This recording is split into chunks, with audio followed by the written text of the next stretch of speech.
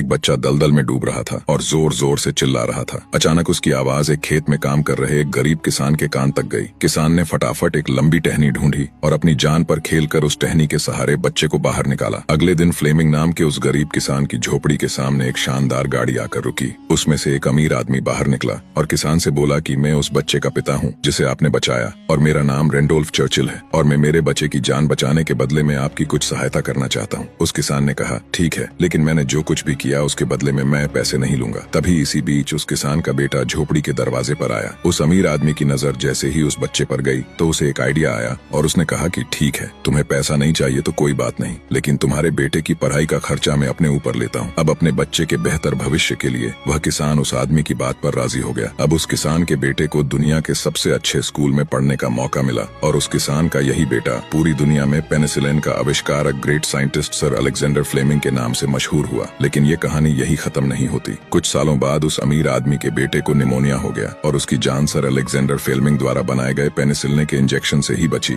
और उस अमीर आदमी के बेटे का नाम था विंस्टन चर्चिल, जो 2 बार ब्रिटेन के प्रधानमंत्री रहे। दोस्तों, शायद इसीलिए कहते हैं कि कर्म हमेशा घूम कर आते हैं। इसलिए हमेशा दूसरों का अच्छा करें ताकि आपके साथ भी हमेशा अच्छा हो।